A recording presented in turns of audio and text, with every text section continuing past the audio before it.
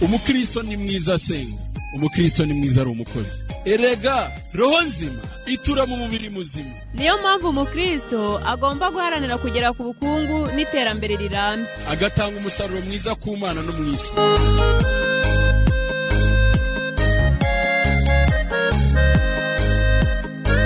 Tubereka icyo Bibiliya ivuga ku mibereho y'uyu munsi, kuko Bibiliya ntago yigisha abantu gusenga gusa, yigisha n'abantu gukora. Muri Bibiliya imirongo irenga 2300 ivuga ku mafaranga n'ubutunzi. Abahanga mu bya teoloji bavuga ko 15% by'ibyanditswe byera bivuga ku mafaranga n'umutungo.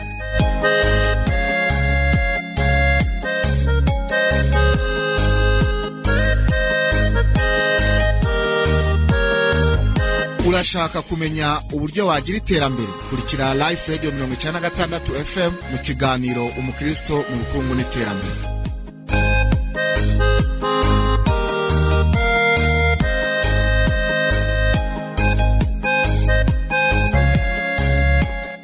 Tubahaye ikaze inshuti bakunzi ba Live Radio hano mu studio, turi kumwe na Pasiteri Nkuranga Aimable nkuko mumaze kubimenyera. Ikaze Pasiteri. Imana iguha umugisha kutwakira muri uyu mwanya w'ikiganiro, kandi duhaye ikaze abadukurikiye hirya no hino kuri Live Radio 96 FM. Uyu ni wa mwanya w'ikiganiro nkuko mwamaze kubyumva mu ndanga kiganiro. Mu gutangira twatangira twiragiza Imana. Urakoze Data twese uri mu ijuru, mu izina rya Yesu Kristo turagushimira umwanya mwiza uduhaye hamwe na bene data badukurikiye hirya no hino mu gihugu, hirya no hino ku isi, aho babasha kumva Live Radio, aho tuganira muri iki kiganiro cy'umukristo mu bukungu n'iterambere. Ni ikiganiro Mwamana yacu washyize ku mutima wacu. Ndagusabye kugira ngo rero udukoreshe kugira ngo twungurane n'abadukurikiye, twungurane mu by'ijambo ryawe ridusaba, twungurane mu by'ubuzima, kugira ngo hatagira uwayoba, hatagira uwayobywa, ahubwo ibyo dukora byose tubikorere guhesha Imana icyubahiro. Urakoze rero bana natwe, Uwiteka Mana, yaba njye ugiye kukivuga, yaba njye ugiye kuganira ibyo wanshyize ku mutima, na bene data badukurikiye hirya no hino, mu izina rya Yesu tubisabye twizeye, amen. Urakoze cyane. Nongeye gushimira mwebwe mwese mudukurikiye aho muri hirya no hino mukurikiye Live Radio mu iki kiganiro Umukristo mu bukungu n'iterambere. Ni ikiganiro mugezwaho buri wa gatatu ku masaha nk'aya ngaya ya 2:00 z'umugoroba. Ni ikiganiro taramara igihe kinini, ariko ni ikiganiro twizera yuko tuzajya turushaho gutyazanya nk'uko ijambo ry'Imana ribivuga, kuko icyuma gityaza ikindi ngo ni nako umuntu atyaza mugenzi we. Ni ikiganiro tuzajya duhuriramo tukaganira ku ndangagaciro za Gikristo, tukaganira ku bisabwa muri iyi nkubiri y'ubukungu n'iterambere, aho buri muntu wese aba aharanira kwiteza imbere, agira urwego avaho, agira n'urundi ageraho. Ni ikiganiro rero tuzajya tuganira rimwe na rimwe ku byaduteza imbere, ariko muri iyi minsi tukiri mu ntangiriro zacyo turacyaganira ku mahamwe amwe namwe agaragara mu ijambo ry'Imana. Nk'uko twakomeje kubigarukaho mu biganiro byabanje, henshi mu ijambo ry'Imana harimo imirongo ivuga kuri iyi nsanganyamatsiko turimo kuvugaho y'umukristo mu bukungu n'iterambere. Imirongo irenga 2200 ivuga ku butunzi n'amafaranga.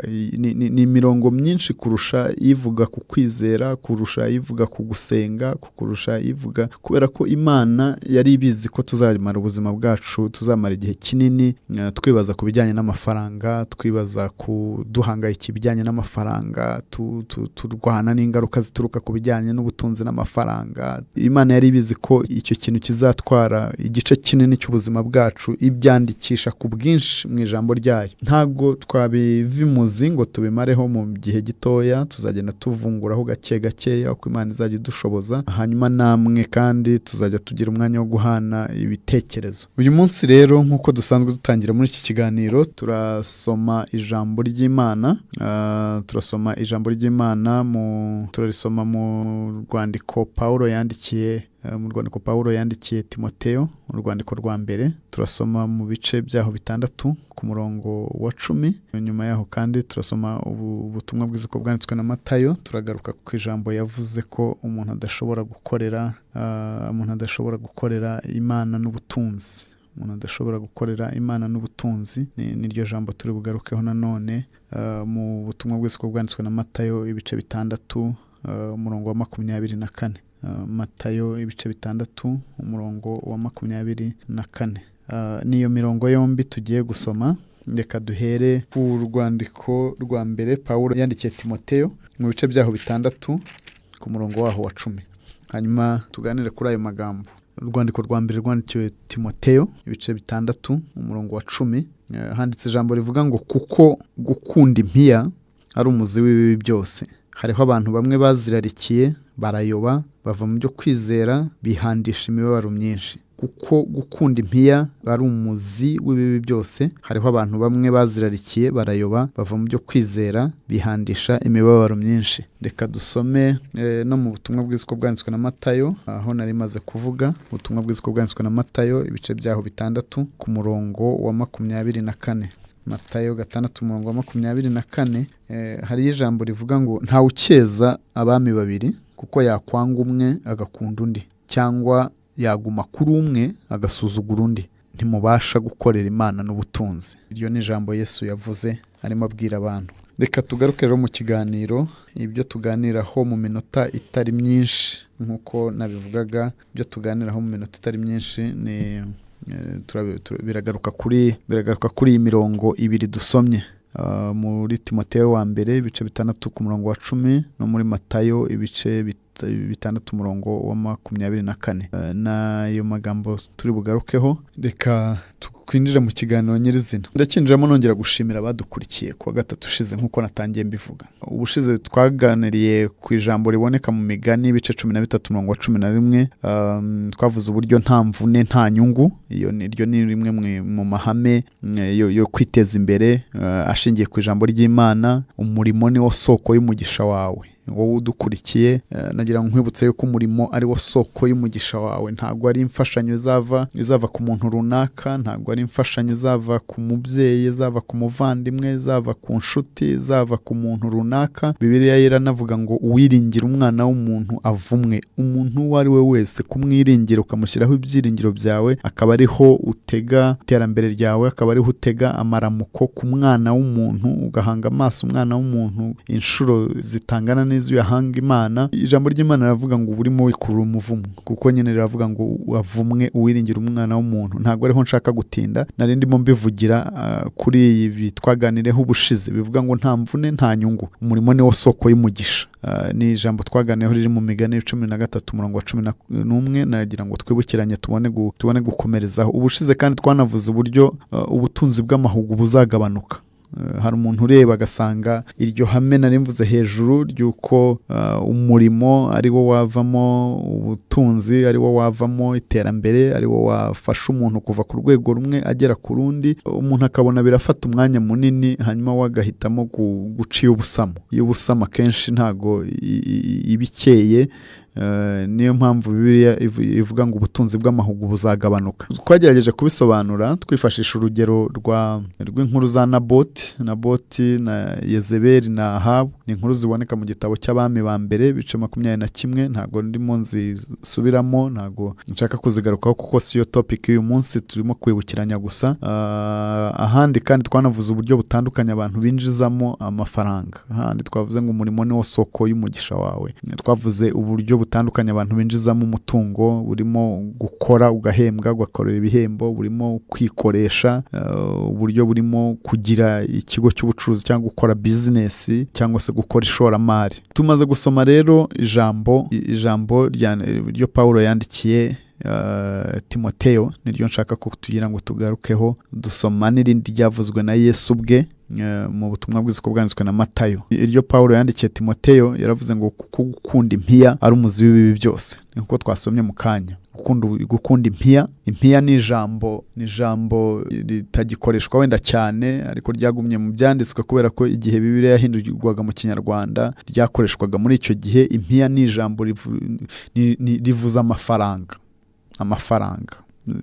Twabisobanura mu buryo bworoshye gutyo. Ni amafaranga. Ushatse wahindura ukavuga ngo kuko gukunda amafaranga ari umuzi w'ibibi byose. Hariho abantu bamwe bayararikiye, barayoba, bava mu byo kwizera, bihandisha imibabaro myinshi.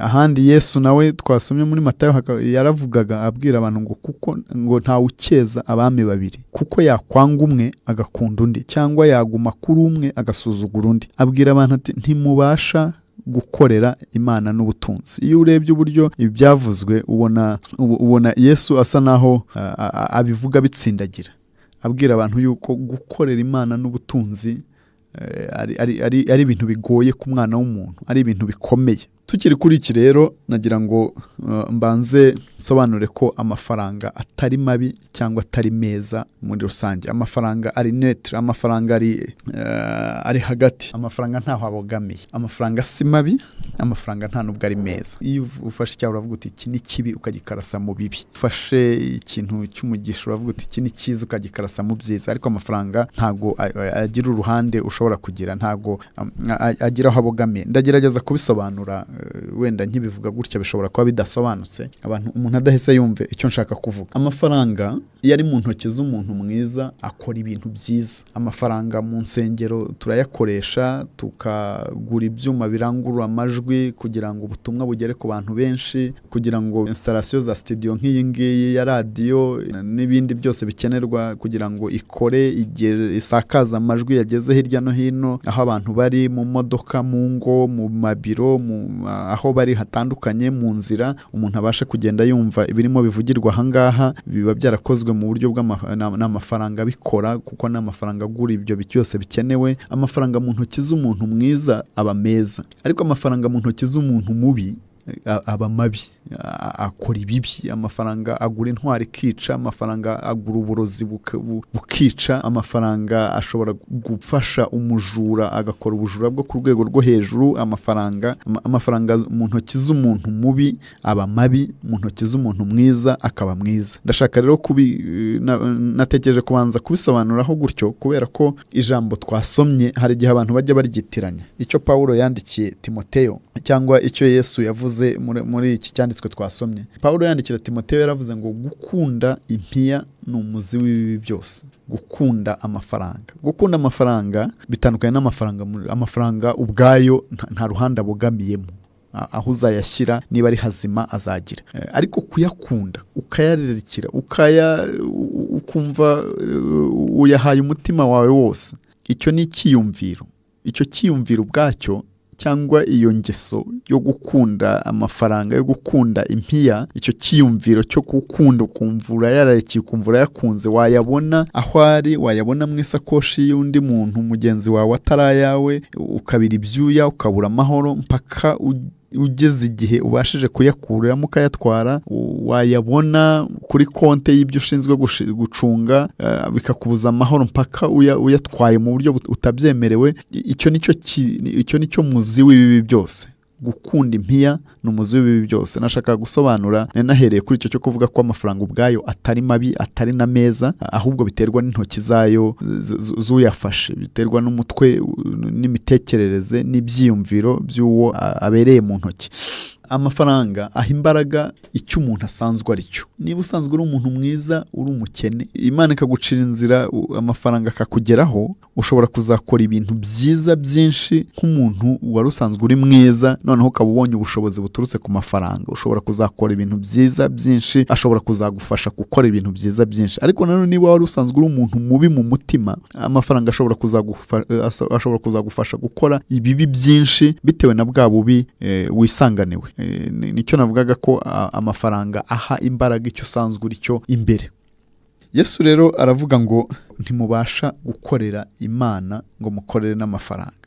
Abigeranya no gukorera abami babiri. kugira ngo ukandagire ube ushinzwe ube ukorera abami barenze umwe biragoye, kubera ko iyo ari abami babiri amabwiriza baturukaho abatandukanye, umwami umwe aguhaye amabwiriza n'undi mwami akaguhaye amabwiriza. Niba ushaka kubakorera bombi ukabahaza bombi ukabanezeza bombi ntago bizakunda, kereka baramutse ari umuntu umwe bagatekereza kimwe bakaganisha hamwe. Yesu aravuga ati ntago mubasha gukorera Imana n'amafaranga. Nuko icyo gihe uzageraho ukunde kimwe wanga ikindi. Nukunda Imana cyane umutima wawe uzeguka ku mafaranga. Ntago bivuze ko gushaka Imana wabinganisha no kuva ku mafaranga burundu ukaba umukene, kuko ijambo ry'Imana Yesu yabwiye abantu ababwira uburyo bakwiye gutondeka ibintu. Aravuga ati ahubwo mubanze mushake ubwami bw'Imana no gukiranuka kwayo, ibindi byose ibyo mwirukaho, ibyo by'ubutunzi, ibyo by'amafaranga, ibyo by'imibereho, ibyo yari yabanje ijambo rivuga ngo ntimukiganyire ngo tuzarya iki, ngo tuzambara iki, ngo tuzanywa iki, ngo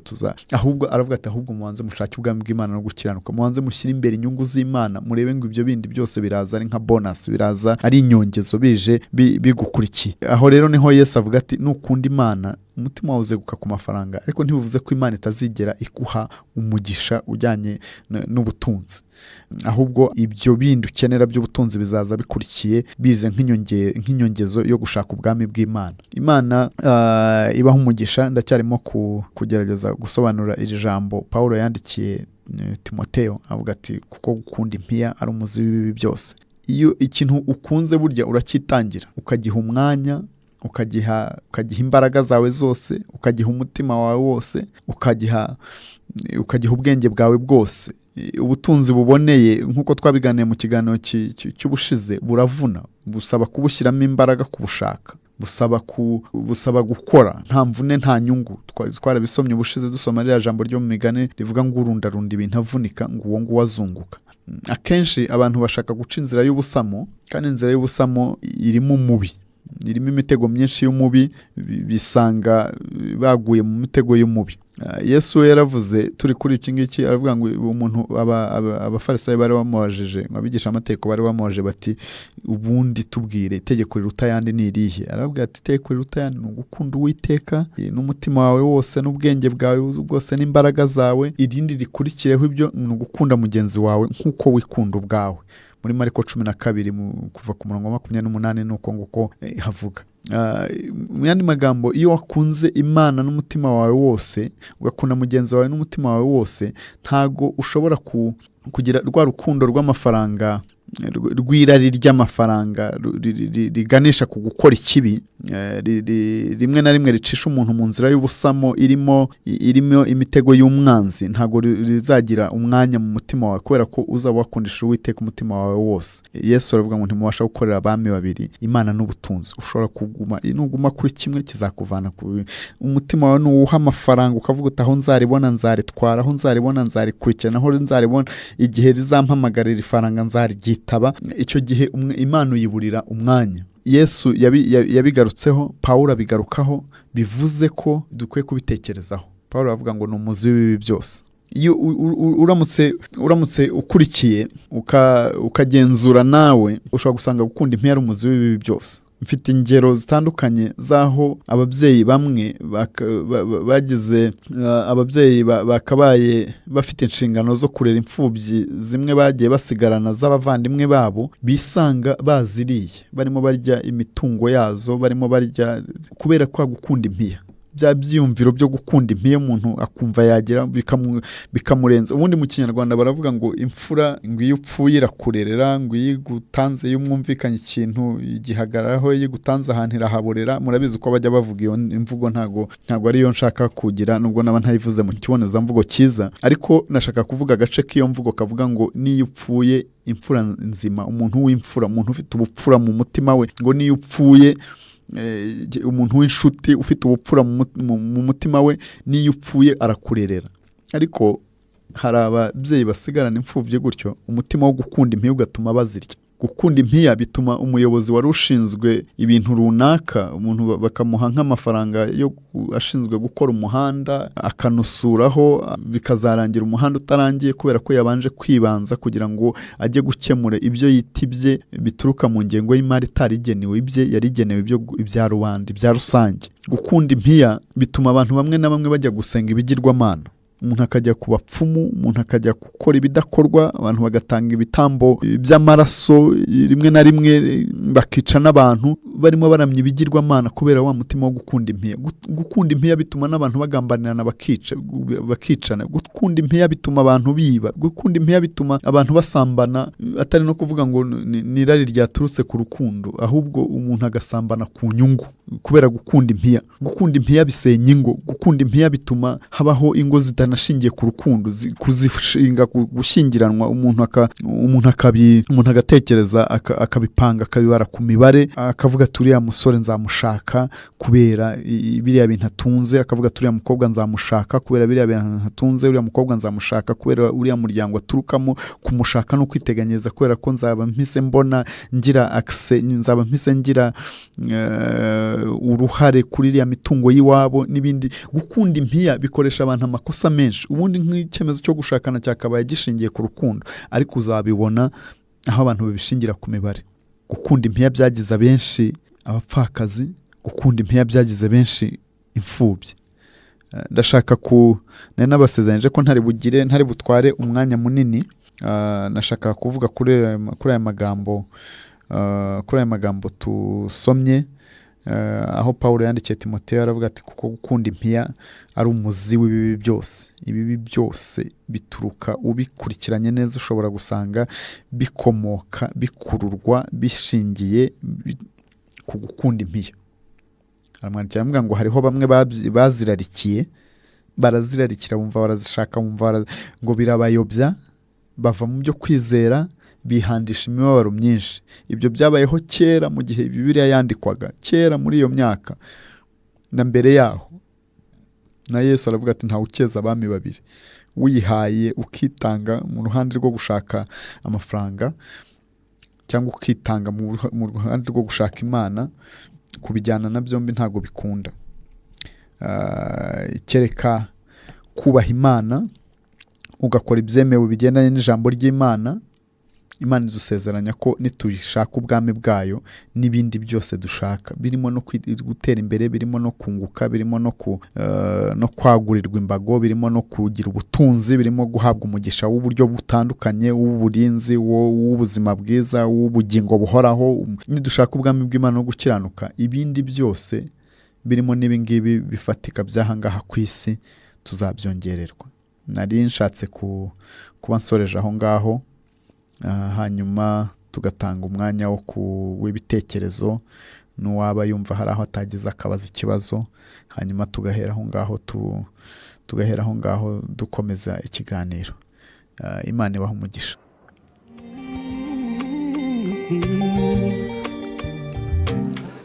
Bitewe n'ibyo tuganiriye, igitekerezo cye kidatakara, numva kuba babasha gukoresha imbuga nkoranyambaga, ababasha gukoresha nk'urubuga rwa Facebook, numva nabarangira ya page ya Facebook. Hari page ya Facebook dufite yitwa Umukristo mu bukungu n'iterambere, Life Radio. Ngira ngo uwajya kuri Facebook yahita yibona Umukristo mu bukungu n'iterambere, Life Radio 96 FM. Aho ngaho ushobora kujyaho ukandikaho icyo utekereza, igitekerezo, ikibazo cyawe, kugira ngo tubyegeranye, wenda tuzabihereho mu kiganiro cy'ubutaha, cyangwa tunagusubize duciye kuri urwo rubuga nkoranyambaga. Mu kiganiro cy'ubutaha tuzaba twabahaye nimero yo koherezaho ubutumwa bugufiya, kugira ngo tubashe kumva ibitekerezo byanyu, tubashe no gusubiza n'ibibazo byaba birimo. Reka ntangire nshimira Leonard niyo ngabo w'iburera. Yarimo yibaza ati umuntu yatunga amafaranga ate akanasenga, nabigenza nte kugira ngo bitambere ikigirwamana? Icyo nicyo kibazo nyamukuru tuzagenda tuganiraho uko iminsi igenda itambuka. nibwo tuzagenda tugaruka ku mahame atandukanye agaragara mu ijambo ry'Imana, kubera ko ijambo ry'Imana ryatanze imirongo myinshi, imirongo ngenderwa, imirongo tuzajya duheraho tuganira, imirongo yayobora umuntu mu buryo yitwara mu butunzi n'iterambere, ntayobe, ntamere nk'uyu nguyu nk'aba ngaba Pawulo yabwiraga Timoteyo avuga ati bamwe barayararikiye, bamwe bararikiye impiya ngo bayobywa nazo bigera naho bihandisha imibabaro myinshi. Ntabwo amafaranga akwiriye kutubera ikigirwamana, amafaranga akwiye kutubera igikoresho, kubera ko nk'abakristo, nk'abakurikira Imana, nk'abagana mu bwami bw'ijuru, amafaranga akwiye kutubera igikoresho kidushoboza gukora umurimo w'Imana, kidushoboza gutunganya ibyo dusabwa n'ijambo ry'Imana, ariko ntatubere ikigirwamana. Iyo wayahindukira akakubera ikigirwamana, aho ngaho niho Yesu avuga ngo ntabwo mubasha gukorera abami babiri, Imana n'amafaranga. Na Peter wo mu Mutara ni nka byo yagarutseho, we yavuze, yaratangiye ati mutugereranyirize ibi bintu, mudukore comparison, niko yavuze ati kuki hari abavuga ko abadafite amafaranga badakizwa, uramutse udafite amafaranga udakizwa. Ibyo ngibyo ntabwo ari byo, ibyo ngibyo ntabwo ari byo. Ntabwo kutagira amafaranga ubwabyo byaba bivuze ko udakijijwe, nta nubwo kuyagira bivuze ko ukijijwe. Gusa Imana ibasha kuyatanga, kandi nanone Imana ibasha no kubana n'umuntu atarayagira. Muri Bibiliya tubonamo abantu batandukanye bagiye bakorera Imana yabahaye umugisha w'ubutunzi, kandi bakabyitwaramo neza. Harimo abami, harimo ababaga ari abacuruzi, harimo ababaga ari abakozi ba leta, harimo ababaga. Bibiliya itanga ingero zitandukanye z'abantu bageraga ku butunzi kandi bagakorera Imana. Itanga n'izindi ngero z'ababaga bakorera Imana bafite gusa ibyo bakeneye by'uwo munsi, ibyo bakeneye by'uwo munsi. Mu yandi magambo badafite byinshi birunzeho batunze. Bivuze rero ko gutunga amafaranga no kutayatunga atari byo bivuze ko umuntu akijijwe cyangwa adakijijwe. Hari n'abajya bagira imyumvire ivuga ko kugira amafaranga bivuze ko uwo muntu adakizwa. Nabyo ntabwo ari byo. Kuba ugira imitekerereze imeze gutyo, nashaka kubaha icyanditswe twagiye tugarukaho, kiri mu gitabo cy'Itangiriro mu bice 26 ku murongo wa 13, kitubwira kuri Isaka dukunze kumugarukaho. Ni umwana wa Aburahamu ni sekuruza w'abizera. Imana dukunze kuyigarukaho nk'Imana ya Aburahamu na Isaka na Yakobo. Isaka Bibiliya iramuduhamiriza muri icyo gice nayo mbabwiye cy'Itangiriro 26:13, aho ivuga ngo uwo mugabo ngo agenda akira, ngo arushaho gukira, ngo kugeza aho yabereye umukire cyane. Isaka Bibiliya iramuhamiriza ko yari umukire cyane, ariko Imana yagumye kuba komatana n'Imana. Imana ibimana ye ku buryo n'uyu munsi tukivuga tuvuga ngo Imana ya Isaka, Imana ya Aburahamu, Imana ya Yakobo. Saho gusa, hari n'ahandi, reka ne kubitindaho. Ariko ntago gutunga amafaranga bivuze ko umuntu adakijijwe. Imana ibasha kuyaha abayubaha, kimwe no kutayatunga ntago bivuze ko umuntu adakijijwe. Imana ishobora kwemera yuko uhura n'ibibazo ugakena kandi ikwemera. Urugero ni Yobu yatangiye ayafite, Imana iramwemera, iramwirata, mu kiganiro na Satani Imana iramwirata, iravuga iti wabonye umukiranutsi wanjye Yobu, wabonye uburyo anyubaha, wabonye uburyo. Satani aravuga ati se yabuzwa n'iki ko wamuhaye byose? Ariko Imana iravuga iti urukundo Yobu nkunda ntabwo rushingiye ku butunzi bwe. Imana yemera Satani ko atwara ubutunzi bwa Yobu, ubutunzi bwe bwose buragenda, ngira ngo abasoma izo nkuru murabizi, ariko ntiyareka Imana ye. Yobu ntiyareka Imana ye. Gukorera Imana, gukizwa, gukurikira Imana utatunze, ibyo nabyo bibaho, kandi ntago amafaranga ubwo yari igipimo cy'ubuzima bwo mu mwuka. Uko uyitwaraho, uko uyafata, umwanya uyaha mu buzima bwawe, ibyo nibyo bishobora kuba igipimo cy'ubuzima bwawe bw'umwuka. Reka ne kubitindaho, tuzagenda tubigarukaho mu minsi iri imbere. Emmanuel uri mu benshi mu Mutara nawe yashimye ikiganiro, natwe turagushimye. Imana iguha umugisha, ndetse numvise rwose ibitekerezo waduhaye ari ibitekerezo by'ingirakamaro. Aho bavuga hari urangarira amafaranga akibagirwa Imana, akavuga ati ku rundi ruhande nyamara n'amafaranga ni meza kuko adufasha mu mirimo ya buri munsi, atari ko Imana dukwiye kuyiha umwanya ukwiye. amafaranga ntakwiye kudutesha umurongo wo gukorera Imana. Ibyo ndemeranya nawe, Imana iguha umugisha. Nicyo turimo kugerageza kuvugaho muri iyi minsi kugira ngo abadukurikira bamenye ko imbere y'amafaranga umuntu ashobora gukizwa naho. Umuntu ashobora gukizwa arimo ayashaka, umuntu ashobora gukizwa arimo ayabara, umuntu ashobora gukizwa arimo ayacunga, umuntu ashobora gukizwa anayatunze. Agakiza kakaba ariko kaza mbere, gushaka Imana, kubana n'Imana, kubahiriza ibyo Imana gusaba akaba aribyo biza mbere. Amafaranga kaza nk'igikoresho ntadutesha umurongo, ntitube mu bihandishije imibabaro kubera kuyashaka no kuyobywa nayo. Na Emmanuel wa Kicukiro nawe yararimo avuga ati gukorera amafaranga n'agakiza biragoye, kuko kubera ko gutunga amafaranga n'agakiza biragoye. Ati hari umuntu uba umukristo mu rusengero ariko hanze imbere y'amafaranga yaba asohotse mu rusengero yaramyaga, yasengaga, ubona rwose ari yafashijwe ari umuntu w'Imana ukorera Imana, ariko yagera hanze imbere y'amafaranga akaba umupagani wujuje ibyangombwa. Nagira ngo nkubwire ngo ubukristo ni identite yawe ya buri munsi. Niba uri umukristo nijoro, uri umukristo ku manywa, uri umukristo uryamye, uri umukristo ugenda, uri umukristo ufite amafaranga, uri umukristo udafite amafaranga, uri umukristo. Ni identite yawe. Ni nk'uko iyo uri umugabo ntago uhindura icyo uri cyo bitewe n'aho ugeze. Ntago ushobora kuvuga ngo iyo ndi mu kazi mba ndi umugore, nataha nkaba umugabo, nagera mu rusengero nkaba umugabo, nagera mu isoko nkaba ndi umugore. Ntago ibyo bibaho. Gender ntago uhinduka muri ubwo. Ni identite yawe. N'ubukristo ntago bukwiye guhinduka gutyo. Uwo nguwo rero uba umukristo mwiza mu rusengero ariko hanze imbere y'amafaranga akaba umupagani wujuje ibyangombwa, uwo ni umupagani. Wamukarasa mu mupagani wishushanyiriza mu rusengero. Ahubwo yasohoka imbere, yavuye mu rusengero akumva ko ngira ngo ageze kure y'Imana, ko Imana itarimo imureba, akahita agaragaza ishusho ye ya nyayo. Nje niko namufata. Twirinde kumera nk'uwo nguwo. Turimo turagana ku musozo. Na Eric w'inyamata nawe yavuga ati biragoye gushobora umukristo ku mafaranga. Nawe yajyaga kuvuga nka Emmanuel, yavuga ati hari uwo ubona ukabona ko ari umukristo ariko ugasanga umwegereje amafaranga yahita umupagane. Ati kuko baravuga ngo amafaranga yaguze umwana w'Imana. Ati icyo mbona nge nuko twagabanya kuyakunda. Icyo nicyo kugabanya kuyakunda, si ukuvuga ngo tureke kuyashaka. Hari uburyo busanzwe bwemewe n'ijambo ry'Imana bwo kuyashakamo, ariko hari n'uburyo bubujijwe umuntu wese ushaka kubahiriza ugushaka kw'Imana. Hari uburyo bubujijwe bujyanye n'uburyo afata amafaranga. Muri rusange ndashimira abaduhaye ibitekerezo, abari barimo guhamagara mwese. Imana ibaha umugisha. Ikiganiro tuzajya tukigarukamo buri wa gatatu mu masaha nk'aya ngaya hagati ya 2:00 kugeza 3:00 z'umugoroba. Turabashimira ibitekerezo mwatanze. Reka dusoze dusenga Imana, twabarangiye aho mushobora gukomeza gutanga ibitekerezo naho kuwa gatatu utaha. Uwiteka Imana igira neza kandi kiranuka, turagushimira neza yawe. Turagushimira yuko wamenye ko ubuzima tuzabaho muri iki gihe, muri iki kinyejana cyacu, buzabushingiye ahanini ku mafaranga. Turagusabye kugira ngo dushoboze kuyitwaraho mu buryo bukwiye. Turagusabye kugira ngo Uwiteka Imana ushoboze umuntu wese urimo wumva iki kiganiro gukurikira ubwami bwawe, gushaka ubwami bwawe, akamenya ko ibindi uzabimwongerera.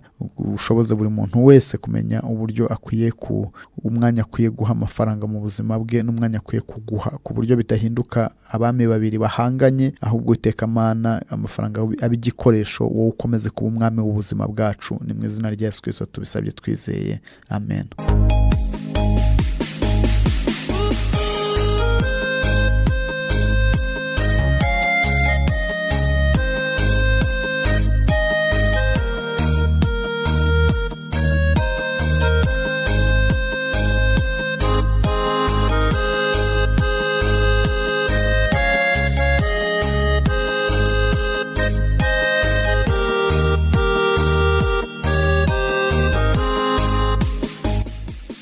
Umukristo ni mwiza asenga, umukristo ni mwiza ari umukozi. Erega roho nzima itura mu mubiri muzima. Niyo mpamvu umukristo agomba guharanira kugera ku bukungu n'iterambere rirambye, agatanga umusaruro mwiza ku Mana no mu isi.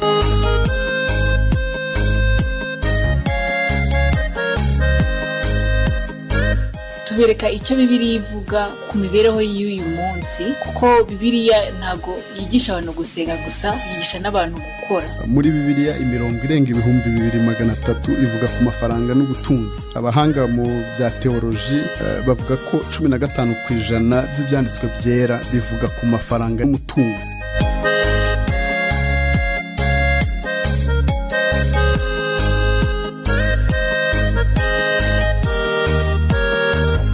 Urashaka kumenya uburyo wagira iterambere? Kurikira Live Radio 96 FM mu kiganiro Umukristo mu bukungu n'iterambere.